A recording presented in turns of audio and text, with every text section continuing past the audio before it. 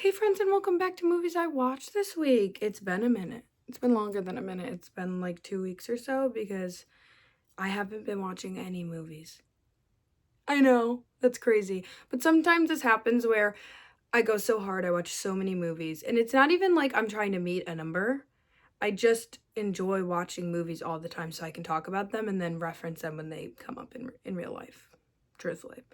And this past month, I've been so busy with like work and other things that I've had no desire in my free time to watch and pay attention to a movie. I've been binge watching Vanderpump Rules.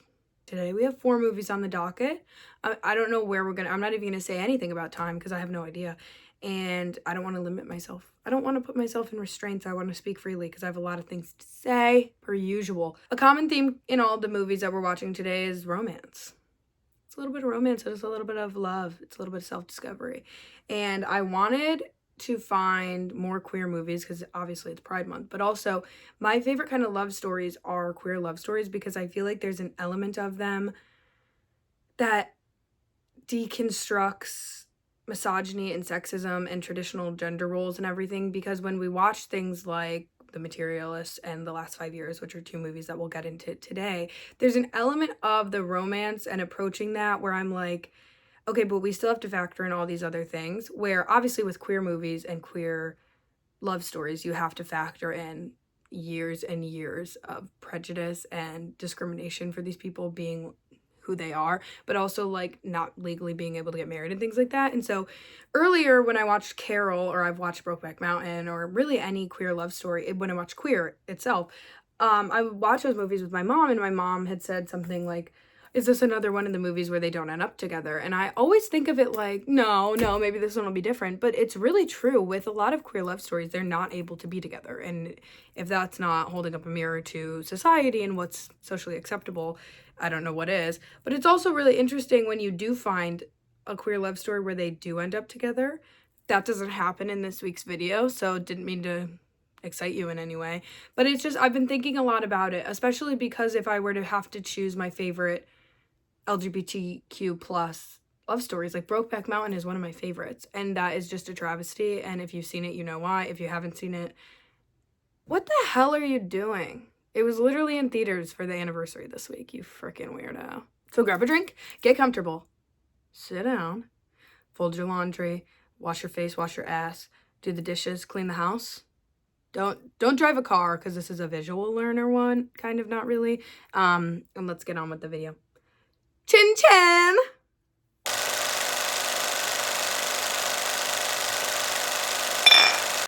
Okay, first and foremost, if you don't know, Dry Gin Martini, this YouTube channel, if you found it here, it's also a blog available on dryginmartini.com or my Substack. I also have a TikTok. I'm not saying this so you go follow me. It's just kind of like gonna preface how I got into The Last 5 Years.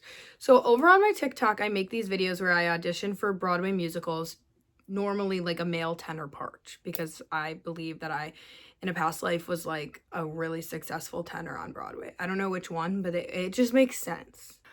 Okay, first and foremost, if you don't know, Dry Gin Martini, this YouTube channel, if you found it here, it's also a blog available on dryginmartini.com or my Substack. I also have a TikTok. I'm not saying this so you go follow me. It's just kind of like gonna preface how I got into The Last 5 Years. So over on my TikTok, I make these videos where I audition for Broadway musicals, normally like a male tenor part, because I believe that I, in a past life, was like a really successful tenor on Broadway. I don't know which one, but it just makes sense. I just like love Jeremy Jordan. I think he's so attractive.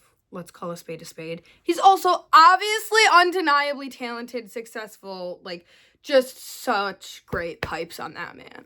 And I've watched the Newsies before, and I was watching clips of The Great Gatsby, and I was like, what is this one with Anna Kendrick? Because I love me some Anna Kendrick.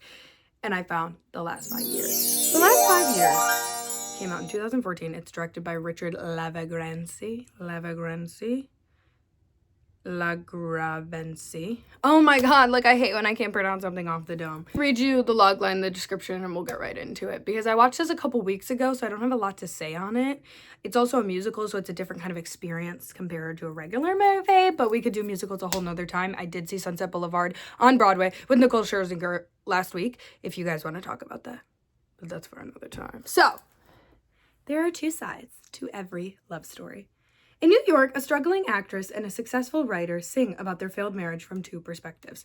So, we have Anna Kendrick, beautiful, amazing doll, who plays Kathy. And then we have Jeremy Jordan, who plays Jamie. Now, what's so beautiful about this is that's exactly what it is. It's two completely different perspectives of one love story, and it follows a similar trope here that you've probably seen in a lot of love stories, where we have these two people, hot, love, steamy, romantic, everything's great in the beginning. And then over time, one person becomes a little bit more successful and it goes to their head. And then they begin to resent the other person for not being as successful or as driven as the other person. And this person starts to resent that person for being so successful and not having time for her. Are you sticking with me? Are you keeping up? Okay. So we have Kathy, who's a struggling actress, which is always so funny to me and ironic when the actor is playing a character who's a struggling actress, because it's Anna Kendrick from Trolls. Okay, and Jeremy Jordan as Jamie plays a writer. I was really thinking of Marriage Story a lot with this. And we follow the two of them in opposite directions, quite literally. So, Anna Kendrick's version of the story takes us from the end backwards. We see the breakup, which is how it starts with Still Hurting, which is basically she walks into their beautiful New York City apartment and there's just a letter sitting there for her. Like, we're over. And so she starts singing Still Hurting. Do you guys want me to sing? Just kidding. So we start with her and we see, like, from her perspective, the relationship's over and she's going back in time looking at all these fond memories of, like, how did this happen? Jamie Jordan's perspective, we kick right off with, I can't pronounce this word either, Shiksa gods or Shiska gods. Hey, Shiska gods, I've been waiting. We're following him from the beginning, and we see this amazing blossoming relationship. It's so colorful and bright and magnificent, and then you see him, like, become successful and all of these things, and then we kind of meet them in the middle which is when they're fighting in their apartment, and then they surpass each other once again, and the ending is the beginning, which is my favorite. So that is a huge spoiler, sorry. But it's not like I'm spoiling any of the meat and potatoes. I'm just kind of giving you a brief summary of what's on the menu, okay? Because it ends with Jeremy Jordan as Jamie cheating on Anna Kendrick with a younger, hotter lady. But, like, I hate that trope in movies more than anything. How pathetic, how fucking cheap for you to, like, you're in this super happy relationship and one thing goes wrong, so your first thought is like, okay, well, I'm gonna cheat on somebody and it's your fault.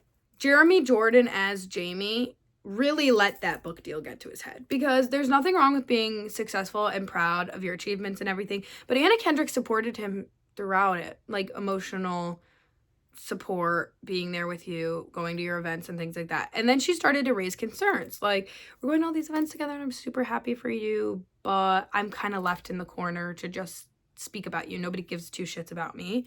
Which, again, you can see both sides. Like, you're at an event for him, like, maybe just suck it up. But also, you should not have to constantly be put in uncomfortable situations because your boyfriend isn't listening to you. She gets a role and she starts acting and all this stuff, and it's just, you can tell for him, his priority is his work. And then if he can fit her in, great. If not, he's not really breaking a sweat over it. Where Anna Kendrick's character is constantly making time for him and barely making time for herself. And when she does have that time for herself, she just wants a little bit of reassurance and support. And Jeremy Jordan does not provide that for you. I just think it's really interesting with these love stories. But then also, this being a musical version, it was just such a wonderful, delightful, and light approach. And Jeremy Jordan and Anna Kendrick are fucking incredible. Everybody in this film is really great, but they're the two, like, centerpieces of the film that we follow, passing each other and then coming back to each other. And it's like this circle that never stops, and I loved it. And I loved the background of New York City, and they're both just such amazing singers. I rated it 3.5 stars. And it's not because I just liked it. I enjoyed it. I liked the music. But I don't think it's something I would maybe necessarily watch again unless I got so lucky to see it in a stage production. I'm watching their marriage like slowly crumble and fall apart when there were such clear ways to communicate better and assist one another in like figuring out their problems. It was just frustrating, which is my favorite thing about romance, is that it frustrates the fuck out of me, because why couldn't you just talk about it? It's like on Love Island. It's like you're withholding so many words that you're just gonna have to say more and justify your actions in the future, where you could just say it all now, lay it all out on the table, right? Communication is key. And if Jamie and Kathy had better communication as a writer and an actress, which you'd think they would, maybe they'd still be in love, but they're not. They're not. And it's a beautiful cyclical story that you can, once you end it, you can literally start it right back over. Same goes for the soundtrack, which is fucking genius, because musicals make the world go round. And when people start to understand that, we'd all be in a better place. Not only through like hair, makeup, costume design can you see the aging like backwards and forwards, which I think is really beautiful, but the lighting design is very different in the different aspects of the storytelling to compensate for like mood and general feeling, because we are really only getting like snapshots of the relationship, but that's all you need to tell that they were both not happy and this was never going to work. And I think one of my favorite things about dissecting relationships, not only in cinema, television, reality TV, real life, is that you can always tell when somebody just wants the milestones. They just want the ring, and then they just want the wedding, and then they just want the kids, and they want it to look perfect, rather than somebody who's willing to suffer and struggle to find the right person, which takes us into our next movie. We got the water a little bit warm talking about the last 5 years. I saw in theaters last week The Materialists 2025, directed by Celine Song. Now, for some reason, this movie seems to be a hot topic on TikTok, very controversial. We've got two sides of the coin here, and I'm gonna come in here and offer a perspective I haven't really seen. So, this movie is still in theaters. If you have not seen it yet, I highly recommend. It's very fun. Rom-coms are always nice to see in a theater on a big screen, collecting laughs with the people sitting next to you. I keep this one light. I don't want to like spoil it, but I am going to offer my opinion on the entire discourse surrounding broke boy propaganda, because I would like to start by saying, if I'm anything, I am a man hater.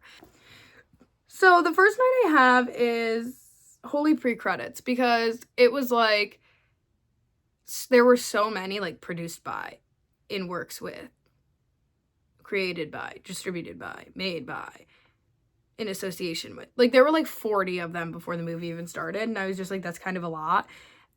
Which I'm so happy, like obviously give everybody their flowers, but whoa, I never realized like how many different departments and things go into distribution, because it's not really something that's often spoken about. Pascal coming on my screen looking hot as fuck. Okay, so first we have this opening sequence, and it's basically two cave people who get married or declared love for one another through a flower symbolizing a ring. No, I'm not engaged, this is my nanas. So that kind of gives us our like first stepping stone of like, it's not about materials, it's about true love. Which, let's just hit this in the head right away. I'm a hopeful romantic.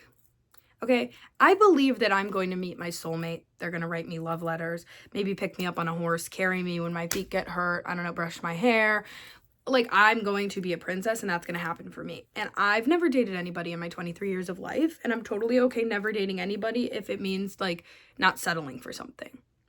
And now, when it comes to talking about that or saying things like, I'm not going to stop until I meet my Prince Charming or my whatever, the people that often have a comment or a jab about those things are men, or people that are in long-term relationships. And they're like, well, I think you just have too high of standards.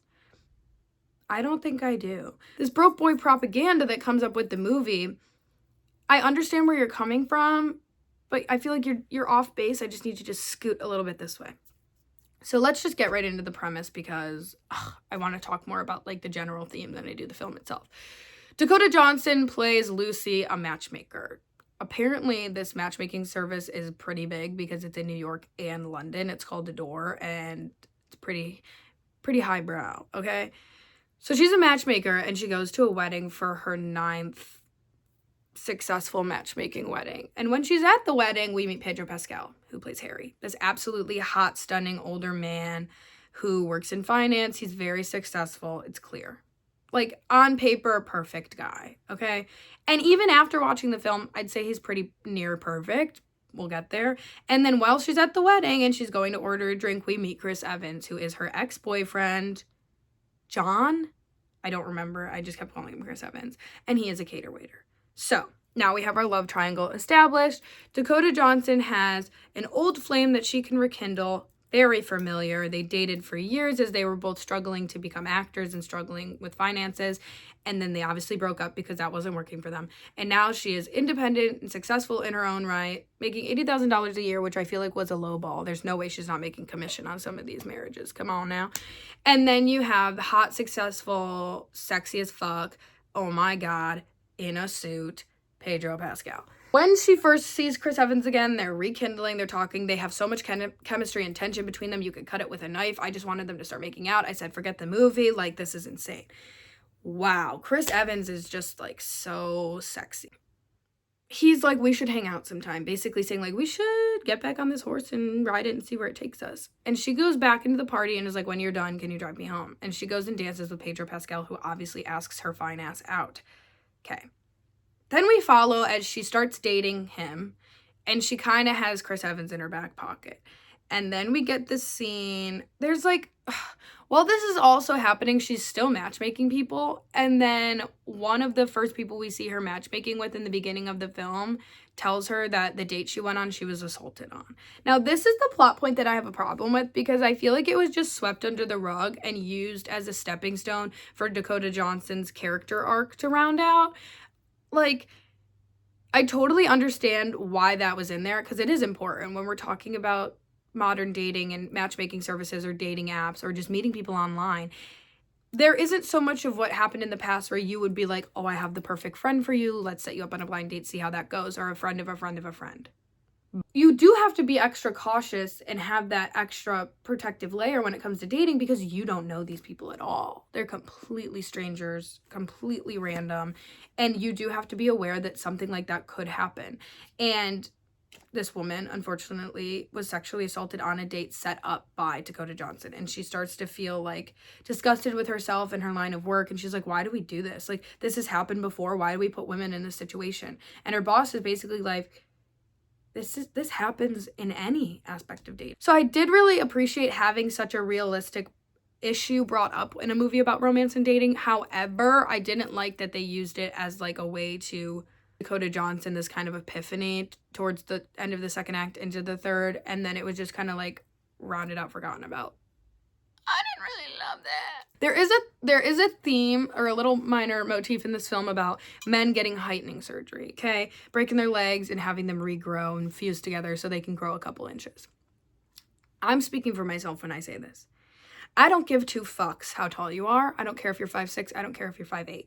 The only world or way I will say, well, he's 5'4", well, he's only 5'8", is if you're an asshole. Because I know many short men who are wonderful. And I'm sick of the notion where it's like, oh, girls aren't allowed to call men bald or short or unattractive or whatever as like a dig because it's rude. Yet for centuries, still to this day, men still refer to women as females, bitches, like just the most awful, atrocious things you've ever heard. So yeah, I don't really feel too bad when I call an asshole short.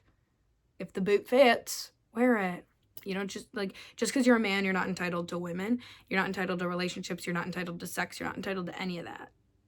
And I think they're really realizing that, and it makes them very insecure and angry. And that's why we have this male loneliness epidemic where it's not male loneliness. It's men wanting and seeking validation and attention from other men in the form of putting down other women.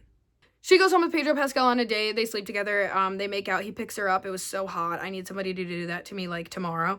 And then, like, she notices these scars on his leg, and then we kind of brush it off, and then it happens again. And we realize that Pedro Pascal, mind you, he lives in a $12.5 million apartment, comes from a very well-off family. His first kind of line to her is, like, when she asks why he's at the singles table, because he moved his place card to sit next to her in such a smooth, romantic fashion, was, well, my mom just wants me to marry. Right off the bat, we have his motivation. Pedro Pascal as Harry is just looking for a wife. Dakota Johnson and him start dating for a little bit. They sleep together.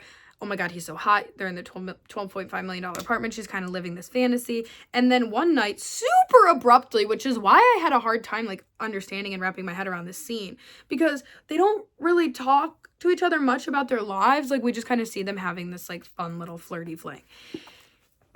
In bed, she notices the scars on his leg and is like touching them. And then he gets up and goes into the kitchen and like storms out. And she goes out there and basically it's just kind of like, so you got the heightening surgery? And he starts saying how him and his brother got it together because Pedro Pascal was 5'6" and no women would talk to him or approach him. My fucking ass. And then that was kind of her way of being like, I feel like we shouldn't be together. Like, you don't, like, it's very clear. Oh, also she saw the ring in his bag and saw that he was going to propose to her, and it was like really soon. Yeah, he just wants to get married and move this along. Like, yeah, he may really like you and like your company, but he said from the beginning that that was his goal. I just felt like it was a cop-out, like a really fast way for them to end the relationship. And I get this is based on a book, but is this what happens in the book? Because I maybe would have DNF'd. I don't know. So then she goes back to Chris Evans and she's like, I was supposed to go on a trip and I sublet my apartment for the week of me going to Iceland, where she was inevitably going to get proposed to by Harry. And he's like, well, why don't we just go drive around? So they go drive around and they end up like showing up at this venue because the place he catered for was there, and they crash this wedding. And that's where we get this beautiful third act and wonderful monologue where he's confessing his love to her. And he's just kind of like, I just really want to be with you. Then she gets a call from her client, whose name, Sophie, I believe, was the one that was sexually assaulted. She calls her and she's like, the man is back at my apartment. And so they have to leave and go there because she's not safe and the police are obviously not coming to help her. And they go there and she's talking about, they have this like really beautiful moment about the relationship and about like how she was terrified. And then she goes outside and starts talking to Chris Evans about how they're going to be together. Okay, so yeah, whiplash, it happens really fast. So I never even read you my notes. I wrote, Dakota is Charm City. She's so charming. I think she could talk to a doorknob and like the doorknob would get turned on. Dirty apartment versus $12.5 million apartment. There's nothing wrong with a man living with roommates, a man having an apartment with friends, like saving money, being financially conscious. There's nothing wrong with that. There is something wrong with a man who hasn't changed in 10 years. I'm just putting that out there. Dating as a game. Obviously, that's approached in this film because you're talking about literally matchmaking people who have bulleted, itemized lists of all of the assets they want in their partner. And it is a game of like, do you fit my profile? Do I fit your profile? Awesome. Let's get together and see if this works. Even if it doesn't, maybe we'll just write it out so we can be in relationships and also check that box. Why didn't they just have a threesome? I wrote that as well. Also, it was kind of a little unbelievable that Chris Evans was this struggling actor who like couldn't get a job when he's that fucking hot. And I don't want to be shallow, but like, let's be real here. Celine Song does a beautiful job in this film and Past Lives of capturing vulnerability. Not only in the way that she like shoots a scene and allows that tension to bleed out, but just, and maybe it's the casting, maybe it's the writing, I don't know what it is, but it just feels so evocative and like, it feels like you're there eavesdropping on a conversation and all these emotions are flooding into me, and I was like, oh my God. I would be so lucky and happy if I found the love of my life soulmate that I just loved unconditionally no matter what, and like that feeling where you know when it's the right person and it's amazing and I don't care about any material assets. But it's also really easy to say you don't care about material assets when you have financial stability. I think it's hard to conceptualize what it would be like to lose all of that stuff and still be happy with your partner, because it is like ridiculous to say that money doesn't matter in this day and age, especially when we are living in this time. John and Lucy dated for 5 years or so, I want to say, and they broke up because they were like unhappy with one another and like Lucy wanted more out of life. They were both struggling actors. Lucy then decided to pivot and become a matchmaker and start making money for herself, and now she's comfortable and she's happy. Chris Evans, I admire passion like nobody's fucking business. You want to be an actor, don't stop until you fucking get there. I support that 100%. But when you are 37 and you're still a struggling actor, there's no reason that he shouldn't have a 9-to-5 making up for some of that time. And I'm not talking about being a cater waiter, no. And again, it's like, it's not that he doesn't have money and he's living in the same apartment for 10 years. It's the fact that he's made no effort to change or fix his situation to be in a better position. We saw Bridget Jones' Diary and she was in her 30s not dating somebody at this job. Like, people were calling her a spinster. But a 40-something-year-old playboy man in Neverland is allowed to do that. Women are not allowed to do that. So I guess that's just kind of where I had like a little bit of anger, because I didn't see it so much as settling for the broke boy or like broke boy propaganda. I just think of it as like, you guys already dated and had this issue. Now you're willing to work it out again, but he has showed no signs of making change. Take Chris Evans out of it, pretend it's like a random guy off the road, and then you'd maybe have a little bit different feeling. I did really like the movie. I thought it was great. I thought it was a very different and more realistic romance to like, and The Materialists is so beautifully shot and beautifully written, and I feel like we're just kind of blinded by this conversation of broke boy propaganda.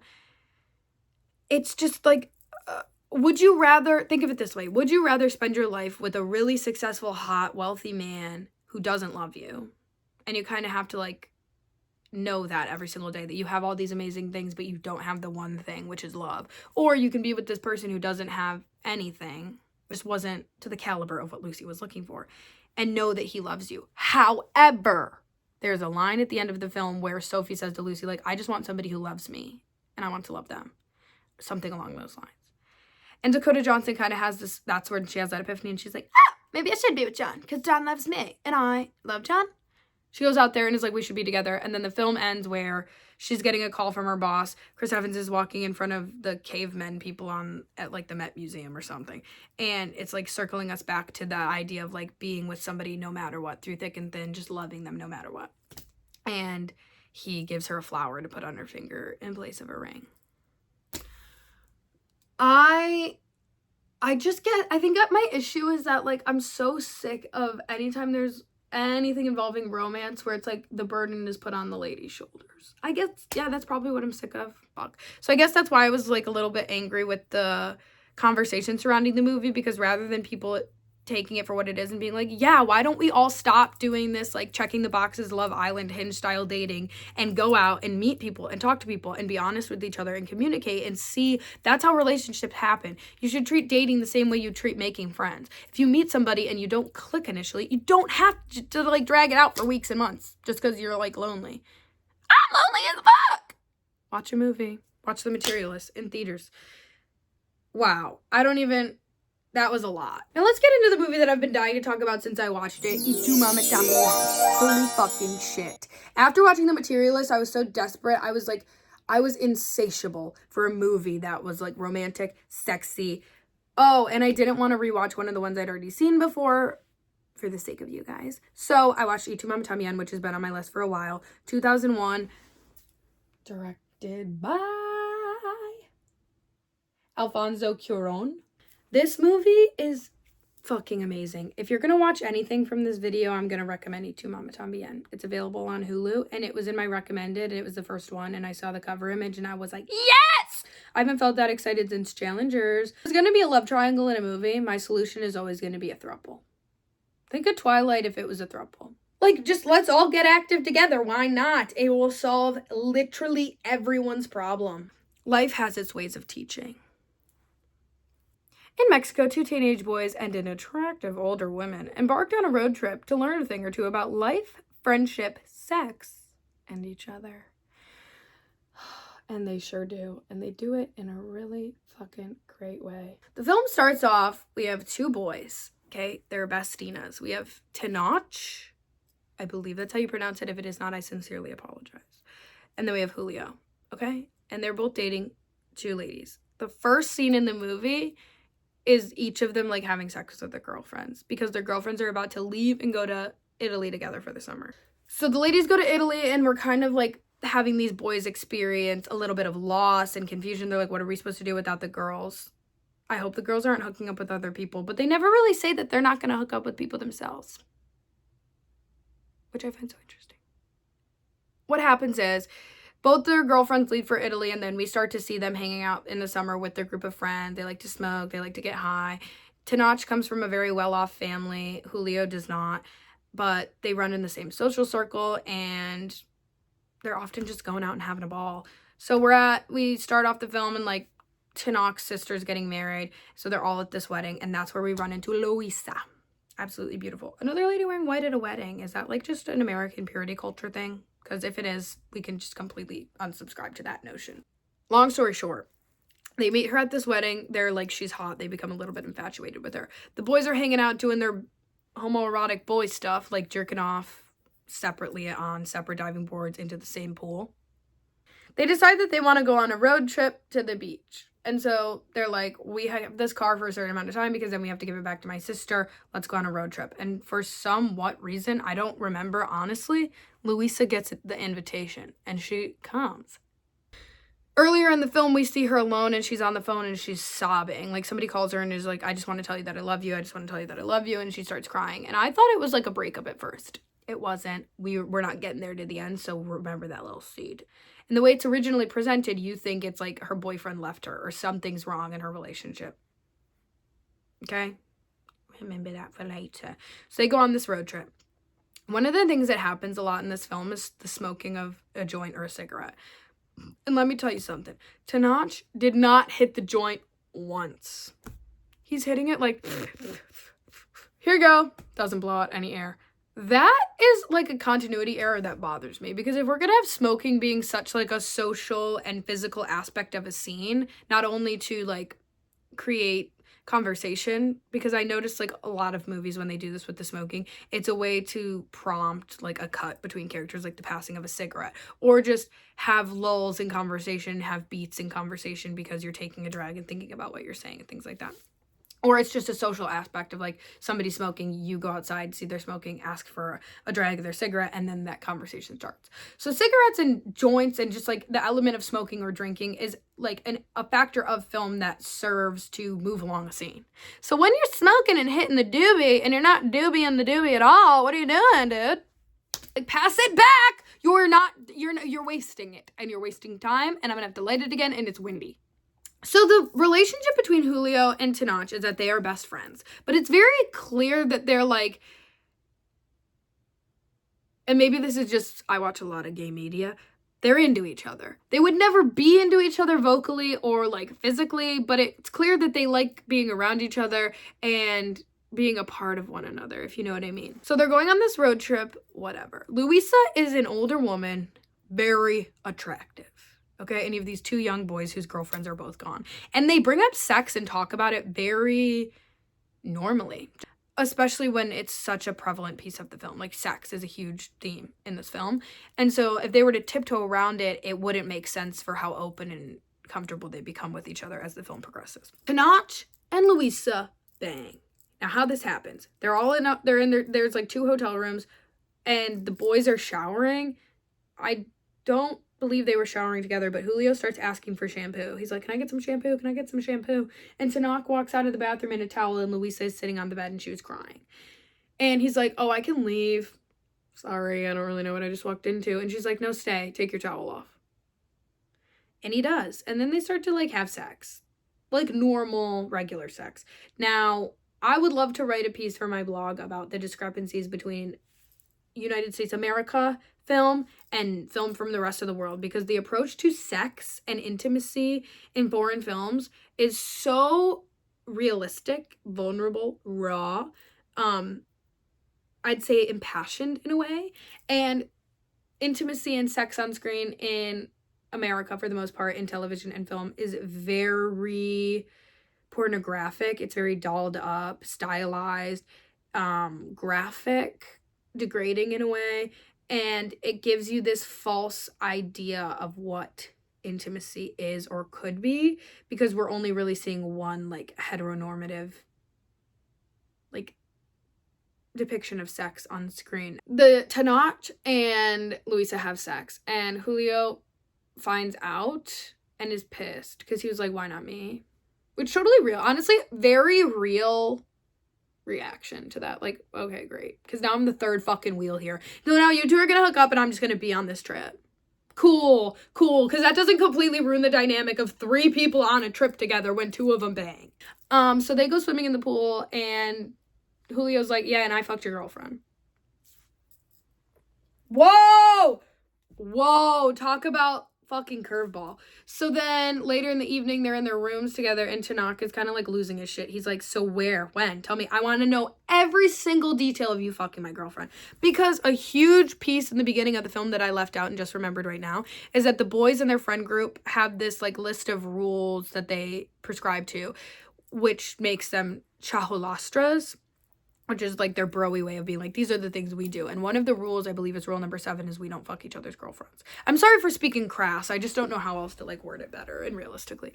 And that was placed in the beginning of the film to show you that they're very good friends. They kind of have this like system of laws they abide by together because they care and love each other and want to be like together in a way. Next day, they're driving, whatever. And Luisa gets in the back seat and starts hooking up with Julio while Tenoch is driving the car. And Tenoch gets pissed and pulls over and it's like, what the fuck? Because honestly, he has every right to be mad too, because he just hooked up with Luisa and then found out that his best friend hooked up with his girlfriend. And he's like, and now you're gonna hook up with Julio too? What the hell? So yeah, he had every right to be pissed too. And then the boys kind of like, they get over it. They like have their words and whatever. And Luisa's like, are we done now? Are we good? Can we get back to the beach? Thank you. And so when they were arguing, she walks, they like fall asleep in the car, she wakes up, and then they're finally at the beach. And then when they're at the beach, they meet this amazing group of people and they have this really nice like dinner and just time at the beach. Like they were really free, having fun and living. And Tenoch reveals that he slept with Julio's girlfriend too. So what was all that about? We're all just sleeping with each other's lovers. Why don't we sleep with each other? That's what I picked up on. So correct me if I am wrong here. There's a scene where Tenoch goes to the bathroom and Julio is sitting on a bed and it's shot through a mirror. So we see both of them in the same room. And I thought that was such a beautiful depiction of their openness with one another. And so then they go to the beach, they have their time, and there's a really nice scene where they're all drinking together, having fun. And then they finally go into a room and have a threesome, kind of. Finally. And let me tell you, my reaction was, so they go into this room, and Luisa starts macking on the both of them, Challenger style, and then she goes down. And the two boys are, like, getting really close to kissing, and really close to kissing. And then they finally kiss, and I was sitting on my bed. My mom was making dinner, and I screamed bloody murder. I was like, finally! Yes! I've been waiting for this. It was really great because it was like, finally, yes. And then talk about curveball. They go home from this trip and we find out that Julio and Tenoch haven't really spoken since. They're not friends anymore. That kind of was like that was their goodbye letter, I guess. That was their goodbye friendship trip. And Luisa died of cancer. But when she was crying that whole time, it's because she knew she was going to die. And nothing to do with her boyfriend. Literally giddy, my heart was accelerated from them kissing to like hit me in the face with someone dying of cancer and them not being friends anymore and having their own respective lives and girlfriends. And they meet up at a coffee shop to talk a little bit about Luisa and then they leave each other. And then it ends. And I thought it was fucking brilliant. I rated it 4.5 stars. And let me just read you a little thing of what I wrote. Their sexuality tore them apart. Maybe I misread things here, but I felt like they just wanted to fuck each other, and when they finally kissed, the fantasy went away, and they were left with the reality, so they moved on.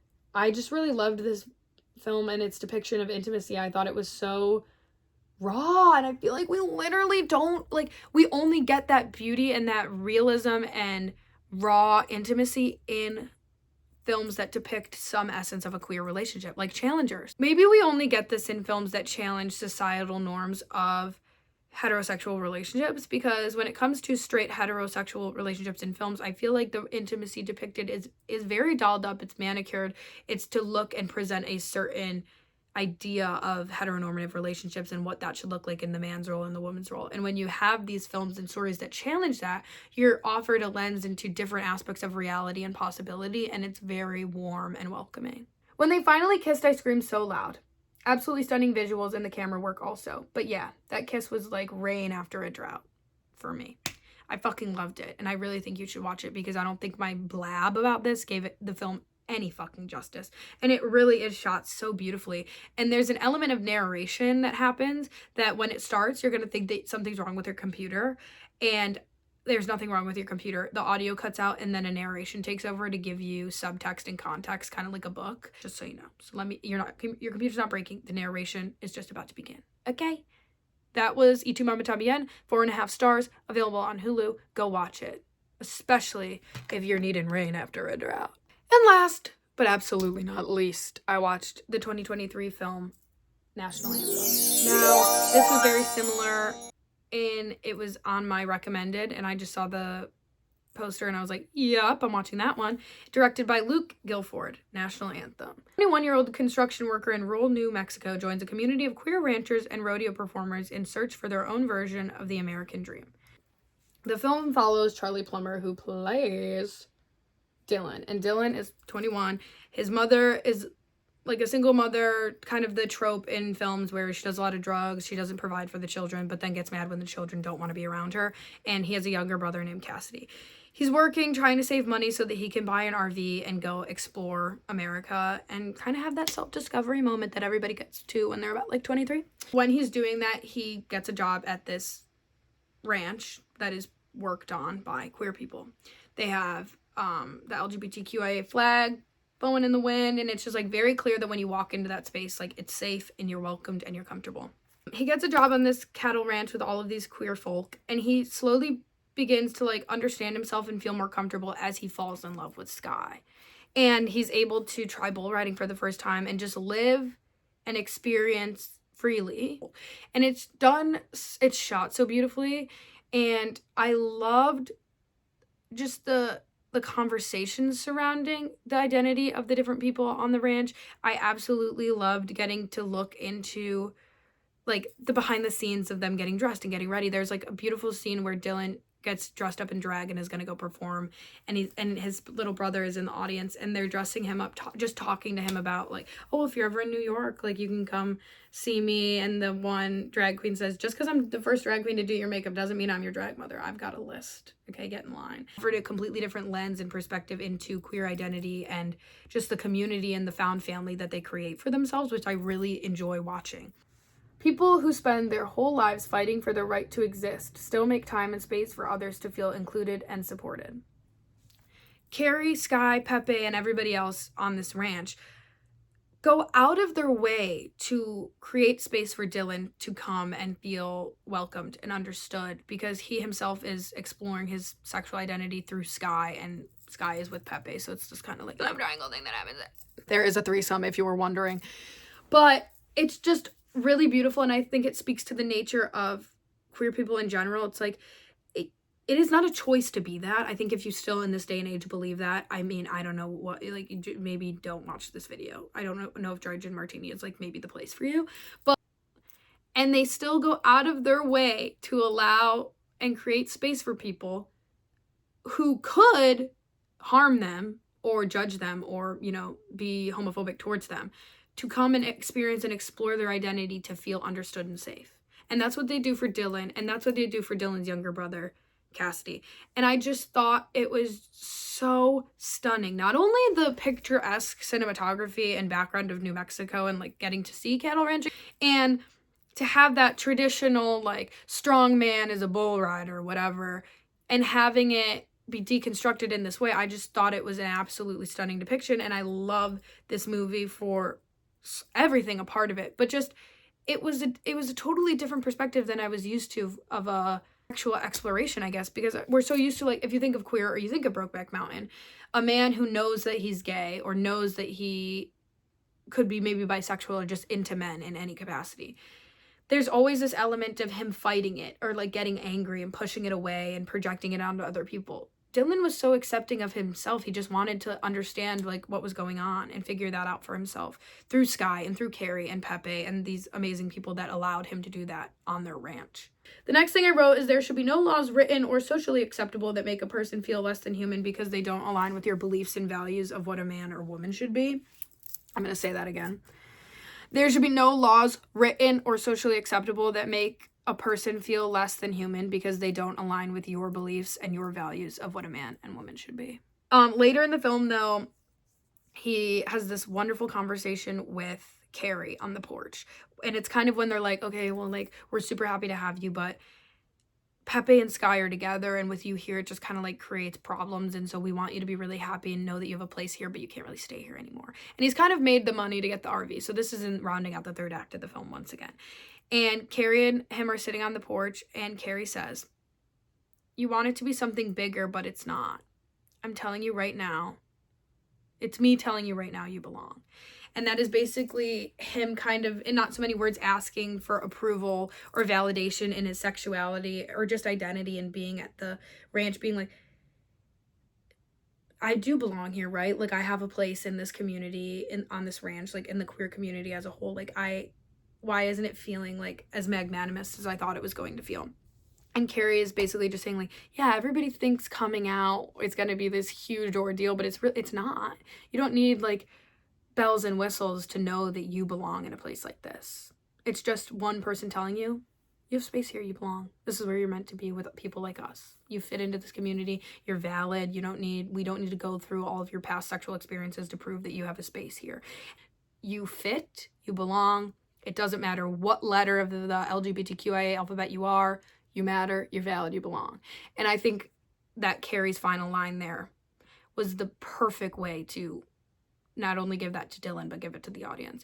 And I thought the cinematography and just the style of filmmaking was really evocative, and I thought it was visually stunning, and I did cry on my bed after watching this. So those are my thoughts and feelings on that. And it sounds so like cheesy and cliche, but it's like, it really does upset me still to this day that it's there, that like we talked about in the beginning of this video, where so many queer stories, movies, and TV shows, the characters don't add up together. That obviously says something about the society we live in, where the movies don't depict happy queer couples. The final note I wrote about this film is that the limitations of representation on screen lead to an ignorant and naive population. When you do not have accurate depictions of queer relationships on television and film, and this isn't an excuse for those people, but I'm just offering a different perspective maybe, how do you expect them to know and understand what queer relationships truly are like?